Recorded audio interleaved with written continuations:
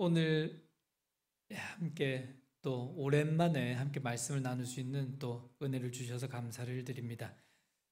영국의 알렉산더 플레밍이라는 유명한 사람을 다들 아시죠? 푸른 곰팡이를 우연찮게 발견을 하죠. 우연찮게 푸른 곰팡이가 세균을 잡아먹는다, 이 사실을 발견합니다. 그래서 페니실린을 만들어내죠. 영국의 아이작 뉴턴도 참 평상시에 많이 발견하는 일이긴 한데, 어떻게 그날따라 또 우연히 또 사과나무 하나가 똑 떨어지는 걸 보면서 만유인력의 법칙을 이렇게 발견하게 됩니다. 요셉이 노예로 팔렸어요.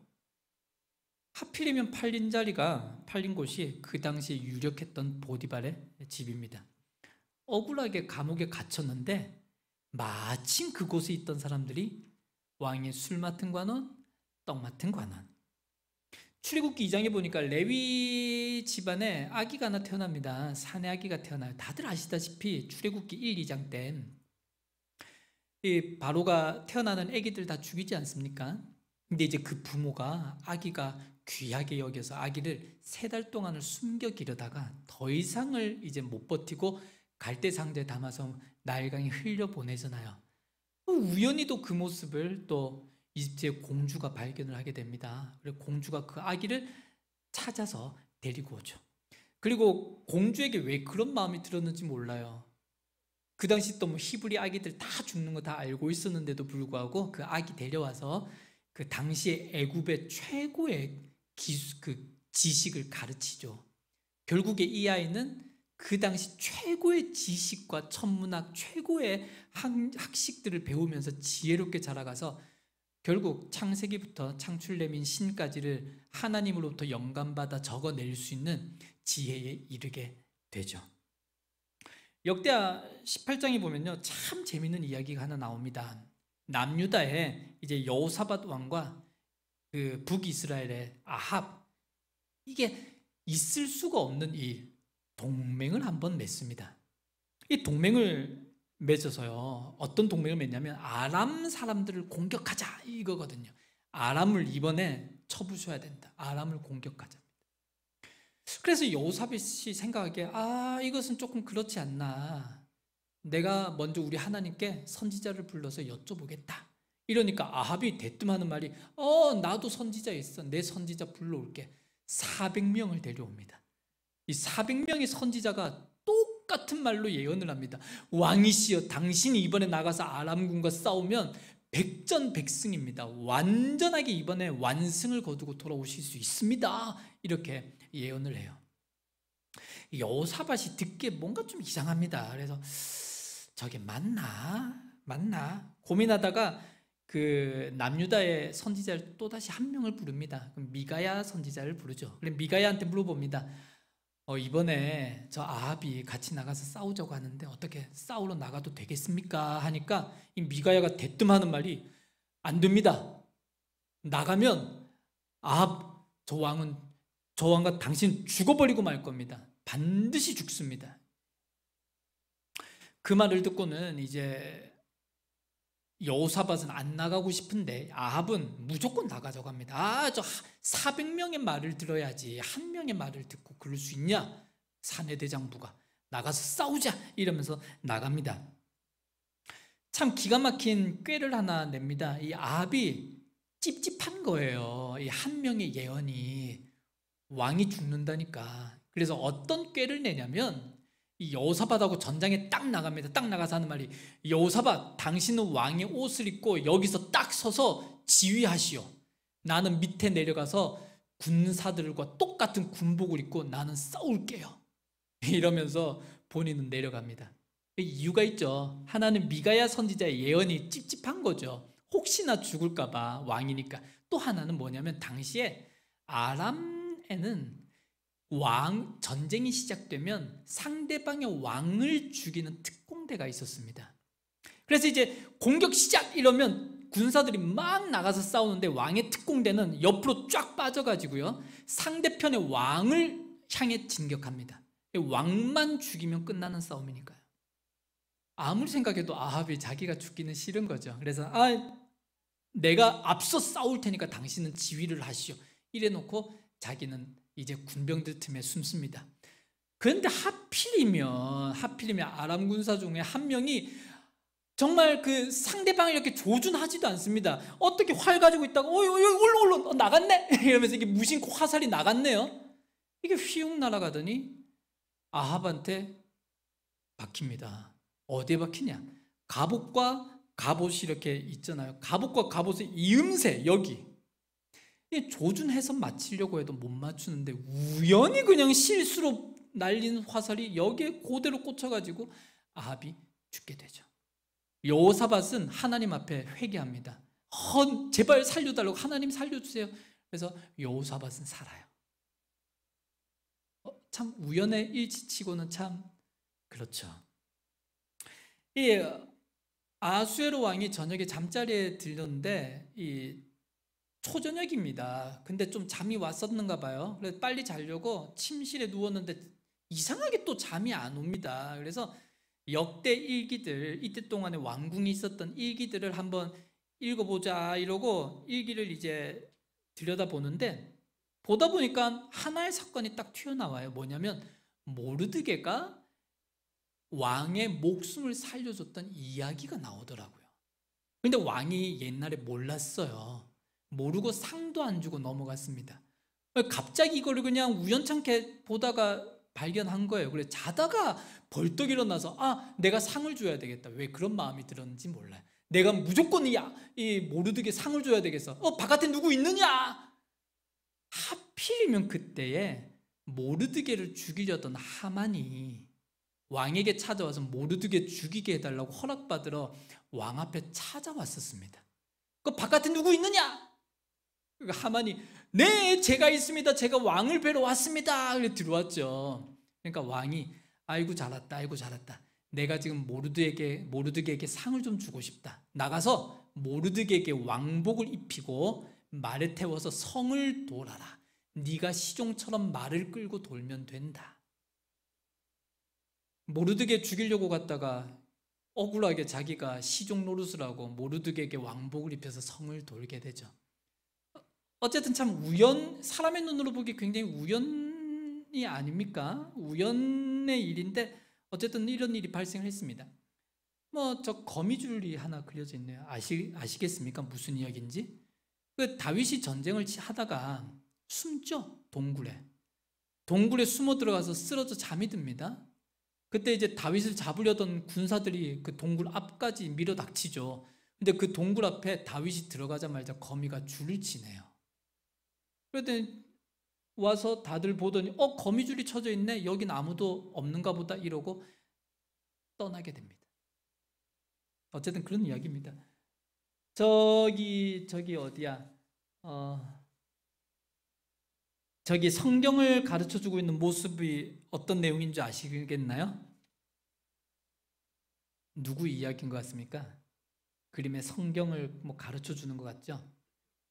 이 빌립 이야기인데 빌립이 우연히도 에디오피아 내시를 만나죠. 이 내시가 그냥 내시가 아니라 에디오피아 여왕 간다게의 국고를 맡고 있는 어마어마한 권세가 있는 사람입니다. 우연히 만나게 돼서 복음을 가르쳐주고 세례까지 주게 됩니다. 성경을 보면 이렇게 우연찮게 발생하는 사건들이 굉장히 많이 나옵니다. 아마 성경 전체가 다 그런 것 같기도 해요. 다 우연에 관계된 이야기입니다. 어떻게 이때 이 상황이 발생하지? 어떻게 화살을 쏴도 어떻게 거기에 화살이 박히냐? 이런 생각이 들죠. 이 영화에서나 나올 법한 일들입니다. 특별히 오늘 우리가 읽은 본문에도 그런 구절들이 나와요. 세상 사람들이 말하는 우연이란 게 나옵니다. 그런데 이제 이런 성경의 내용들을 보고 오늘 본문의 말씀을 보다 보니까 우연인가? 이런 생각이 들지 않으십니까? 우연인가? 아닌 것 같아요. 우연히 필연이 되고 우연히 하나님의 계획이 되고 우연히 하나님의 전략이 되고 우연히 하나님의 섭리가 되더라고요. 그것을 우리가 성경을 통해서 많이 보게 됩니다. 오늘 우리는 룻을 통해서 한번 이렇게 다가오신 하나님을 만나보고자 합니다.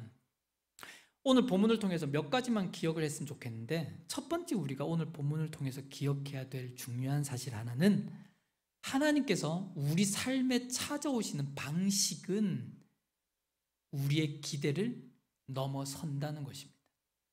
우리의 상식을 넘어선다는 것이죠.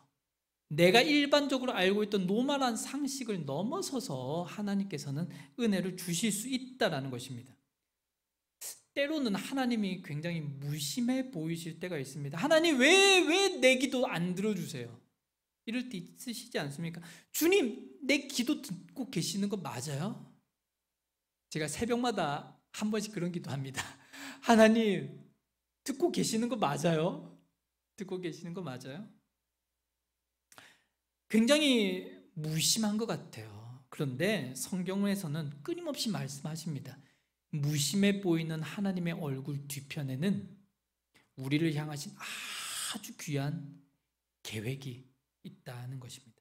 오늘 본문에서 룻이 이제 나오미를 위해서 먹고 살아야 되니까 이삭 주우러 나갑니다. 이삭 줍는 사람들, 그 당시에 가장 하천민이죠. 가장 못 사는 사람들이죠. 간신히 그거라도 빌어서 먹어야 되는 상황입니다. 표현을 그렇게 안 했다지 사실은 거지와 일반 다를 게 없는 상황입니다. 룻이 이런 상황을 예상했을까요? 베들레헴으로 오면서 나는 거지처럼 이삭 죽고 살아야지 이렇게 예상을 했을까요? 기대를 했을까요? 그것은 아니었을 것입니다. 내 신도 버렸습니다. 내 조국도 버렸습니다. 내 민족도 다 버렸습니다. 새로운 남편 만나서 잘 살아갈 수 있는 길도 다 버렸습니다. 다 버리고 나오미 그 늙은 시어머니 한 분 내가 모시겠다. 그리고 시어머니가 믿는 하나님을 나도 만나겠다. 이 믿음 하나로 그냥 이스라엘로 왔잖아요. 베들레헴으로 왔습니다. 그렇다면 하나님께서 보상을 좀 해줘야 되지 않을까요? 하나님 위해서 신앙 지키느라 고생하셨습니다. 정직하게 사느라 고생하셨습니다. 억울한데도 손해보고 살았습니다. 교회 때문에 가족과도 많은 시간을 못 보낼 때가 있어요. 하나님 때문에 쉬고 싶은 날에도 못 쉴 때가 있습니다. 하나님이 계시다면 보상 좀 해주셔야죠. 그것이 당연한 것 아니겠습니까? 열심히 선교했습니다. 열심히 전도했습니다. 보상이 있어야 되지 않습니까? 하지만 결과는 이삭 죽기 하는 것입니다. 특별히 룻은요 굉장히 많이 부끄러웠을 것입니다. 생각해 보십시오. 한국인들만 있는 곳에 외국인 하나 들어와 있다 생각해 보십시오. 이스라엘 백성들 다 있는 곳에 룻이라는, 그것도 이스라엘 백성들이 개처럼 여기는 이방 여자가 와 있어요. 이 여자가 이삭을 줍고 있습니다. 다들 한마디씩 했을 것입니다. 야, 모압 여자다. 와서 이삭 줍고 있네. 수근수근 했을 것입니다. 아마 불량배들도 많았을 것입니다. 야, 모압 여자 예쁘네. 어이 아가씨, 오늘 시간 있어요? 시근덕거리는 불량배들도 있었을 것이고, 어린아이들이 돌멩이 안 던졌으면 다행이죠. 아마 룻은 이런 순환받을 것을 다 예상을 하고 있었을 수도 있습니다. 그런데 울면서라도 그 자리에 갔는데요. 억지로라도 갔는데, 어쩔 수 없이 갔는데, 살아야 하니까 살았습니다. 책임져야 하니까 책임졌습니다. 해야 되니까 괴로워도 했는데, 그렇게 울면서 간 곳이 보니까 우연히도 보아스의 밭이다. 그런데 하필이면 우연찮게 주인인 보아스가 마침 그때 그 자리에 찾아와서 룻을 만나요. 오늘 말씀을 다시 한번 읽어볼까요? 3절과 4절입니다. 룻이 가서 베는 자를 따라 밭에서 이삭을 줍는데 우연히 엘리멜렉의 친족 보아스에게 속한 밭에 이르렀더라. 마침 보아스가 베들레헴에서부터 와서, 그래서 우연이라는 말이 히브리어는 카라거든요. 카라가 어떤 뜻이냐면 운명적으로, 어쩌다가, 얼떨결에, 이런 뜻입니다.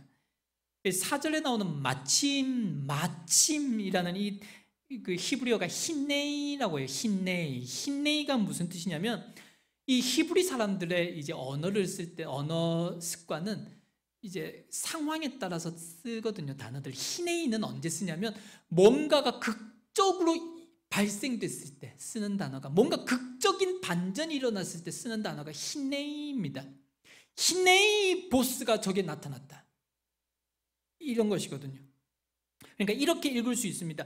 룻이 얼떨결에 우연찮게 어디로 갈까 어디로 갈까 막 헤매다가 얼떨결에 가는 곳이 우연히 또 보아스의 밭이었는데, 하나님은 특별하신 개입으로 그녀를 보아스의 밭 정중앙에다 밀어 넣으셨다. 그리고 하나님의 특별한 감동으로 마침 보아스가 그곳에 도착하게 되었고 룻에게 관심을 갖게 하셨다. 다들 아시다시피 룻기의 결론은 해피엔딩이죠. 룻이 누구의 할아버지가 되죠? 룻이 오베스를 낳고 오베스가 이새를 낳고 이새가 다윗을 낳게 되죠. 이제 하나님의 계보가 이렇게 룻을 통해서 밑에 다윗까지 내려갑니다. 룻의 상심한 발걸음을 하나님께서 그렇게 인도하시는 거죠. 이후에 손자인 다윗에게 동일하게 우연과 마침의 이야기가 나옵니다. 언제 나오는지 아세요? 골리앗을 만날 때입니다. 골리앗을 만날 때 이런 표현을 했습니다. 갔는데 우연찮게 전쟁터 앞에 서게 된다. 마침 도착했을 때 마침 골리앗이 튀어나옵니다. 그리고 마침 골리앗이 외치는 소리가 다윗에게 들립니다. 너희에게 하나님이란 존재가 있는 줄 아느냐? 나를 믿어라. 그때 이제 다윗이 싸우게 되는 거죠. 우리의 삶에 우연찮게 일어나는 일들 속에서 하나님께서는 마침이라고 하시는 역사심으로 당신의 뜻을 이루어 가신다는 것이죠. 오늘 우리는 우리의 일상적인 시간들 속에서 살아가지만 하나님은 그 일상적인 시간을 역사의 시간과 기적의 시간과 하나님이 간섭하시고 손을 대시는 카이로스라는 시간으로 바꾸셔서 우리에게 찾아오신다는 것입니다. 혹시 현재 삶이 여전히 납득이 되지 않으십니까? 하필이면 내 자식이 왜 이 모양인지, 하필이면 내 사업이 왜 이런지, 하필이면 내 새 직장이 좀 이상해요, 하필이면 나와 함께 있는 사람들이 나하고 안 맞아요. 여전히 괴롭고 여전히 속상하고 여전히 기도 제목은 나 안에 머물러 있지만 길 가다가 뭘 밟았는데 밟아도 똥입니다. 아마존에서 급하게 무엇이 필요해서 주문했는데 급해서 주문했는데 와서 보니 고장난 거예요. 하필이면 내가 세우고 내가 주도한 계획이 다 망한 것 같습니다. 하지만 마침 나타나시는 하나님의 은혜가 있을 것을 우리는 오늘 기대할 수 있습니다. 그렇게 말씀드릴 수 있는 이유는 그것이 바로 오늘 룻이 경험했던 일이고, 또한 오늘 말씀을 시작하면서 나눴던 수많은 성경의 위인들이 이미 경험했던 사실이기 때문입니다. 무심해 보이는 하나님 때문에 속상해하지 마십시오. 우연으로 필연을 만들어내실 하나님의 계획과 섭리가 숨겨 있습니다. 그것을 믿는 것이 믿음 아니겠습니까? 그 믿음으로 살아가는 저와 여러분들 되시길 주의 이름으로 축복합니다. 두 번째로 오늘 말씀을 통해서 기억해야 될 것이 있습니다. 뭐냐면 우연의 자리에서 마침내 이 복을 받기 위해서는 평범한 내 삶이 주님의 자리가 되도록 최선을 다해서 살아봐야 된다는 것입니다. 룻기 2장 10에서 12절에 이런 말씀이 있어요. 룻이 엎드려 얼굴을 땅에 대고 절하며 그에게 이르되 나는 이방 여인이거늘 당신이 어찌하여 내게 은혜를 베푸십니까? 11절에 보아스가 그에게 대답하되, 빨간 글씨 다 함께 읽으실까요? 시작. 내가 시어머니에게 행한 모든 것과 복을 떠나 전에 알지 못하던 백성에게로 온 일이 분명히 알려졌느니라. 룻의 평상시 아름다운 삶이 소문이 나 있었던 것입니다. 이미 사람들 사이에 소문이 나 있었던 거예요. 룻 저 여자, 이방 여자. 그런데 저 여자 좀 이상해. 저 여자 괜찮아. 저 여자 남편도 없어. 그런데 시어머니 한 분 모신다고 저렇게 자신을 희생하네. 저 여자 괜찮은 여자야. 이게 소문이 나 있던 것입니다. 그러고 보니까요, 성경 속에서 우연히 하나님의 일들을 경험하는 사람들의 매일매일의 삶은 돌아보니까 최선을 다해서 충성하며 살았던 삶이었다는 것을 보게 됩니다. 이렇게 삶이 어떻든지 내 상황이 어떻든지 내가 괴롭든지 말든지 끝까지 믿음의 삶을 살아보려고 내가 발버둥을 치는 것, 그때에 하나님께서 개입하신다는 것이죠. 이 사실을 알기에 오늘을 포기하시면 안 됩니다. 울면서도 포기하시면 안 되고요. 울면서도 기도를 중단하시면 안 됩니다. 이 사실을 알기 때문에 우리는 포기를 넘어서 인내할 수 있고요. 이 사실을 알기 때문에 인내를 넘어서 이제는 소망도 가질 수 있는 것입니다. 우리 함께 잘 참고요. 서로 잘 붙잡아줘서 믿음으로 함께 잘 살아봅시다. 하나만 더 생각해 볼게요. 혹시 성도님들, 혹시 지금 이 순간이, 혹시 오늘이 바로 하나님께서 계획하신 그 특별한 우연의 자리가 아니었을까요? 혹시 성도님들이 처하신 현재 그 상황이 보아스의 밭이 아닐까요? 혹시 아마존에서 매일 나오는 오늘의 딜, 거기에 집중하십니까? 아니면 H마트에서 금요일마다 특별 세일, 일주일 세일이라고 카톡을 보내던데 혹시 그 이번 주에 세일 품목에 집중을 하십니까? 아니면 오늘 하루에 집중을 하고 계십니까? 하나님은 오늘 바로 우리에게 집중하십니다. 하나님은 항상 오늘 바로 우리의 삶을 지키고 계시고요. 하나님은 항상 오늘 바로 우리에게 말씀하고 계시고요. 하나님은 항상 오늘 바로 우리에게 은혜를 주시려고 하십니다. 오늘 내가 만나는 사람, 오늘 내가 해야 하는 일, 오늘 내가 울어야 되는 거, 오늘 내가 겪어야 하는 괴로움, 하나님의 준비하신 계획일 수 있습니다. 그것이 바로 오늘 스페셜, 오늘의 딜, 하나님께서 우리들에게 주신 오늘의 딜이 바로 우리의 그 괴로운 그 순간일 수도 있습니다. 지금 참 보이지 않지만 조금 지나가 보면 뒤를 돌아보면서 하나님께서 함께 하셨다 고백하지 않겠습니까? 오늘을 살아가실 때, 순간순간을 살아가실 때 그 순간이 하나님의 시간임을 기억하는 우리가 되었으면 좋겠습니다. 말씀을 간단히 한번 마칠게요. 이 예전에 광고로 나왔었던 이야기죠. 실 하나가 우연히 나무 토막과 만났다. 그랬더니 바이올린이 되었다.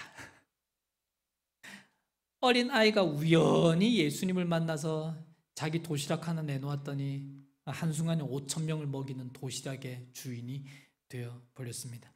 이 말씀을 드리는 것은요, 행운처럼 떨어지는 뜻밖의 기연을 얻게 돼서 갖게 되는 그런 은혜를 바라고 소망하자, 이런 말씀 드리는 게 아닙니다. 오늘 이 말씀을 나누는 것은요, 평범해 보이는, 아무렇지 달라 보이지 않아 보이는, 스페셜해 보이지 않아 보이는, 여전히 괴롭고 여전히 피하고 싶고 여전히 힘든 그런 오늘을 살아가는 것 같지만 그 오늘을 통해서 하나님은 역사를 준비하고 계신다는 사실을 룻기를 통해서 알기를 원하기 때문입니다.